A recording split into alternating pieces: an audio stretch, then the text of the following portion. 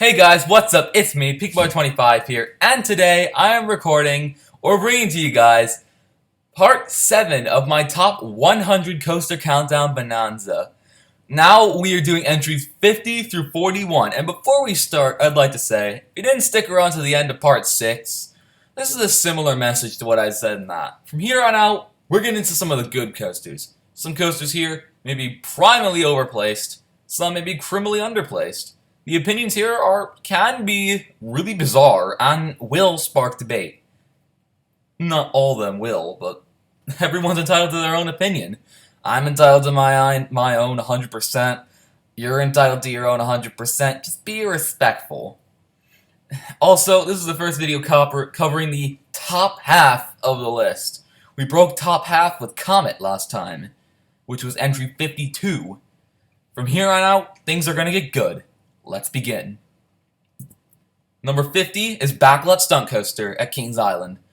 Now, this small ride located in the middle of the park at Kings Island didn't really expect too much from it at first. It was a pretty low weight, and I wasn't really expecting much because I heard that this was kind of a mediocre ride, but this one was actually quite fun. Double launch, it's got some pretty unique elements like a vertical wave turn and a triple upward helix opening, and has some great theming. The whole gimmick of this ride is high-paced action movie theming. The effects on the mid-course brake run tied with the second launch make the ride pretty much magical. Props, audio, fire, and then also we got all sorts of things, theming, audio theming, visual theming, on-ride theming, off-ride theming. It's pretty fun, and the underground portion is also pretty nice. So you start off the ride, get launched into the triple upward helix, do some stuff with involving that wave turn, hit the brakes, you get some helicopters and police cars and some fire and audio, get launched underground, spend a little bit of time underground, pop out of the billboard, go under a bridge, turn 180 degrees left and hit the brakes. It's a pretty nice ride. Now, the one thing I do want to say is that it's a nice family coaster. It's a nice family coaster, but it's not the best. It's tame, yet thrilling. And also, while you're on, you also get off the car on the brake run. Because the trains here aren't that large. They only seat, I think each train only seats like 12 people. And the station's pretty small. And most of the theming is actually on the ride, now that I think about it. The queue doesn't have that much theming. It's just queue. Standard queue. Moving on now, this is actually, I just want to finish it up saying this is a pretty fun ride, and one that I'd probably ride every time I'm there, because it's a nice, fun family coaster. Now number 49 is probably going to get me killed. It's the Beast at Kings Island. Another Kings Island coaster. Controversy alert, danger level, red alert, because seriously, I'm going to get killed for this. Now, guys, please. I have a seriously unpopular black sheepish opinion on this ride. Just like Magnum XL 200, this ride is seriously overrated. An unnecessarily long lift hill that barely moves until you reach about 3/4 of the way up where you've already burned a minute and a half. And then you hit the things and it's like the whole magic's already worn off. The anticipation's gotten to the point where you're bored. There's way too much trim. It's an architectural equivalent of a beehive. Woman a few rows back on the ride gets stung by a wasp and had to deal the entire ride with that. The layout has little to no punch. It's just straights, angled straights, and turns. The only definitive drops are at the beginning. And there's like a slight drop after the second lift hill, but those are really the only drops in the ride. I get the whole wooded terrain interaction, but honestly the layout is not that good. It's just one of those layouts where it's not really that much elevation change, and it's just turns and straights. It's really not much, and honestly, it's honestly a bad finish, and well, somewhat bad finish. Double helix finish, half tunnel. It's massive, yes, not that good though, and it's pretty bumpy for its age as well. It's a bit rough for its age. It was built in-house. Late 70s, early 80s, I recall, and it's a bit rough with age. Granted, I haven't been on this thing since 2015, August of 2015, so I want to get on this one again, try some more rows, but my my first ride, I was not impressed. I just think there is way too much hype about this ride. Ace, roller coaster TV shows, the media, and just general recognition. I can only tolerate this one with a grin, and yet everyone after my park battle called me a Kings Island fanboy. I don't like this ride. Well, not that I don't like it. I appreciate it for what it is. I appreciate it for its stats. But I just prefer not. I mean, it barely got in the top 50. And some people are just fuming just at the thought that I put the Beast on the equivalent of Backlot Stunt Coaster. And then I'm putting the Bat above the Beast. Now your blood is boiling. I put the Bat over the Beast. Yes, I did. How dare I? Now, honestly, this one is a simple equation of expectations and ratio to enjoyment. Beast, like I said before, a lot of hype, not enough to give. Bat, on the other hand, almost unheard of. Basically, it was a walk-on. I waited like 2 trains in order to get like second row. And it just blew me. It blew me. Like, just... I was really impressed after riding this one, because the only suspended coaster I'd ridden to that point was Iron Dragon.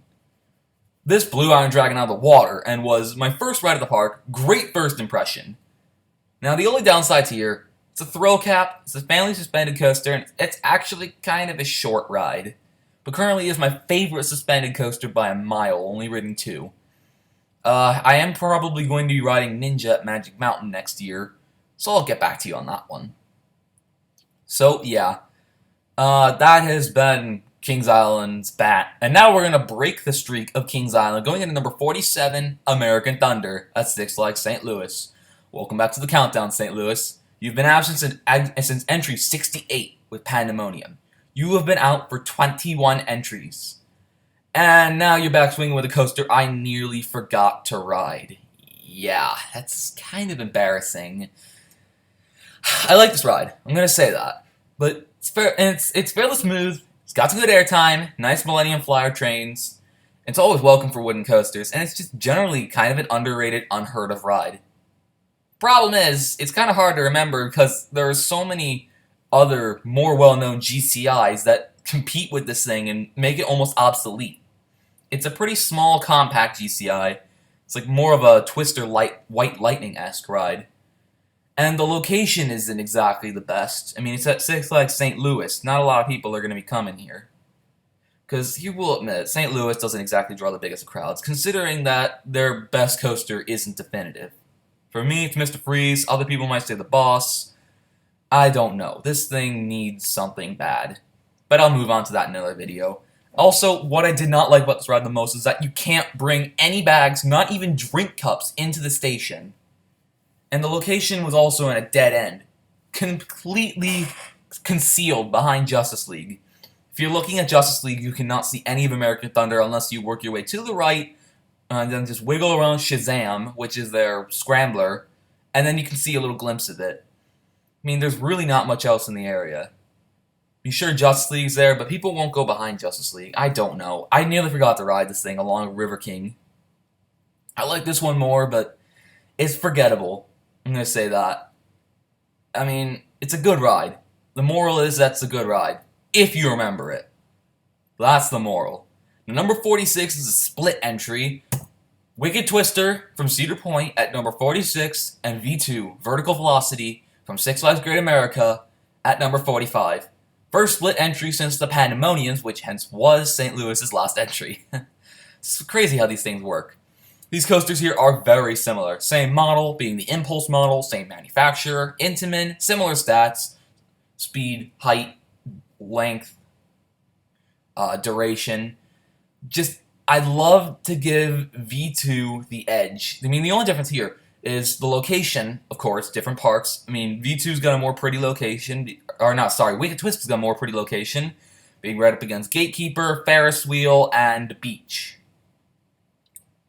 And V2 is kind of by a swamp, by some log flumes, and kind of in a little corner of the park. It's direct, but it's not pretty, because, you know, you can't really beat a coaster on the beach for prettiness. But I do give V2 the edge in ride experience because it's packed with face-down airtime on the vertical spike. The reason I do not like Wicked Twister nearly as much is because it doesn't have a backwards vertical spike. The vertical spikes in the back are the best parts of any impulse coaster, hands down. The launch, sure, the launch is good. The second launch is good. Third launch is good. Fourth launch is good. They're good, yes. The front tower, the one where you're spiraling up, yeah, that's good. Going forward, back part is a bit jerky, but the best part by far is the gut moving. The whole your gut goes up into your throat when you go up the backwards vertical spike. And V2 having a twisted backwards spike, it didn't work. I came off of there with no feeling of adrenaline. Sure, yes, there was a launch. Sure, there was a walk-on. Sure, I didn't have to wait long. But I didn't come off with the same feeling that V2 did. Could it be home bias? It could. But I think I'm going to attribute the layout to this one. Because I love the back spike with all my heart. I mean, these rides are almost exactly the same. But I'll prefer V2 pretty much any day. I will ride Wicked Twister if I'm there. But V2, I love the backwards spike. It's the best. I go up it twice. Always get some good airtime. Good feeling. Crazy feeling. And I come off of there satisfied if I haven't waited too long. Because these things don't get the best efficiency. Oh yeah, and V2 is actually the 6th best coaster in the park. There's another Great America entry coming on this list. And now number 44, the 2nd best coaster from Six Flags St. Louis, Screamin' Eagle. Classic PTC wooden coaster and one of the most underrated rides in my opinion. This thing has good airtime, shorter line than most, and is one of the few coasters at Six Flags St. Louis that has bag bins. Or, no, scratch bag bins, they have cubbies! Entire walls of cubbies on the ride, in the station. All the other wooden coasters of the park did not allow you to put your bags on the ride. American Thunder had to rotate 2-3 trains just to get every rider on without taking our stuff in the station. And boss, we paid $2 for a locker, which wasn't worth it. Nor was the ride. I want to go back and do Screaming Eagle again. This one was fun. It's a good ride. I just want to try it in some different rows. I rode it front row and never rode it again. I want to get some memory, I want to get some notes, and I want to get some different rows under my belt. Because this ride is pretty fun. Now, number 43 is Rougarou. Another coaster from Cedar Point. B&M Flawless Coaster, formerly B&M Stand-Up Coaster. Pretty unique elements, questionable reputation. I mean, it was easily one of the worst rides I'd ridden when I started counting my coaster credits in 2013. I didn't call them credits back then, but I wanted to rank them just so I can have some recollect of what I've ridden. Then again, it was more of a squat-down coaster for me, Mantis. 2015, they turned a hunk of junk into a somewhat decent Flawless Coaster. Can be a bit rough at times. Can thrash you around, because this thing was built from the ground up like 1994 or something. This is an older coaster. The track is over 20 years old. I think they just repainted it. If they replaced track, tell me. But I don't think they replaced track. I mean, I rode in the 7th row for 2016. 2015 was a bit rougher, but in 2016, even in the 7th row, it was actually surprisingly smooth. However, out of the 4 B&Ms at Cedar Point, it's the worst one for me. By like 20 places. Gatekeeper, Valorvan, Raptor all surpass this one. Maybe like 15 places. I mean, those 3 just surpass Rougarou by a long shot. Doesn't it mean I don't like Rougarou? No, I like this ride. Would I prefer riding those over Rougarou? Yes, I would. I like Rougarou. I like what it does, but it's just, I don't know, it's kind of mediocre Flawless Coaster. And these Flawless Coasters aren't exactly my favorite model of coasters. They kind of aren't. Now, number 42 is an underdog coaster coming in for a new for 2016 entry. This is a rookie to my list and a rookie to the coaster community entirely. It is Cobra's Curse at Busch Gardens, Tampa. This ride is just pure fun. 99.999% fun. And the other air conditioning. I mean, the ride's fun, spinning's pretty good, theming is excellent. The whole queue themed, air-conditioned, and in darkness. Projection screens. It tells a story. There are props, notes, cryptic messages, pickaxes. It's pretty much entirely dark in the queue line, unless you're in a room with a projection screen, or you're like right by an entrance into daylight, or when you're at the entrance of the cave. Maybe there's a lantern somewhere, but no, it's pretty much dark. I mean, I love this, and it's also a perfect opportunity to jump scare your friends in the darkness. My brother did that to me, and I punched him. Not that you need to know that. And I also love the multiple interactive elements. Forward, backward, and spinning. You go any which direction on this coaster. And the forward tilt, the outward tilt, out of the unique elevator lift into the head of the Cobra is an absolutely fantastic moment. I loved it. And the audio on the ride is really good. It's fitting. It's saying cryptic messages like, you cannot escape the Cobra's curse, and stuff along that. It's just, this ride has so much good for it. It's a really solid addition for Busch Gardens Tampa, and a very reroutable coaster, assuming it doesn't break down and the line is reasonable. Because it's 2016, it's its first year, lines are going to be good, and there's going to be some bugs. And also, Mack isn't exactly known for reliability for these types of coasters. And then again, coming from a guy who's only ridden like 1 or 2 Mack coasters in his life. Number 41, we have the 5th place finisher for Six Flags Great America. My home park at number 41, Superman Ultimate Flight. And it's the last of the Superman Ultimate Flight clones installed, and it replaced our historic Aero Mega Looper Shockwave, and with reason. I mean, if you want to hear the story about Shockwave, check out my Deceased Great America Rides 2015 special, and I briefly cover it in my Great America Explained, but if you just check out my Halloween special for 2015, if you want to hear about the stories of Shockwave and every other Deceased ride there. Because I have to put in a self-plug-in, because no video would be complete without that. This is maybe a clone. Might be the worst of the 2 clones I've ridden, but I go on this ride almost every time I visit my home park. The only reason I don't go on it is either that it's down, or I only have time for like 3 rides. And those 3 rides I choose always include Raging Bull, and also includes Goliath, and the other rides interchangeable. Could be X-Flight, could be Justice League, could be Wizard, could be To Eat, could be something else like that. I mean, I also feel really privileged with this ride. This ride is just a sense of amusement park privilege for me. Because, as you know, flying coasters aren't exactly the most common of coaster models. I mean, there's 3 Superman Ultimate Flight clones. There's Manta in Florida. There's Tatsu in Los Angeles, Magic Mountain. We got Air in the UK. And we got a couple flying coasters in Asia. But none of my viewers live in Asia. If you do, shout-outs to you, because you're dedicated. And you got the 3 Vekoma Flying Dutchmans, which Maryland, Ohio, and crap in North Carolina.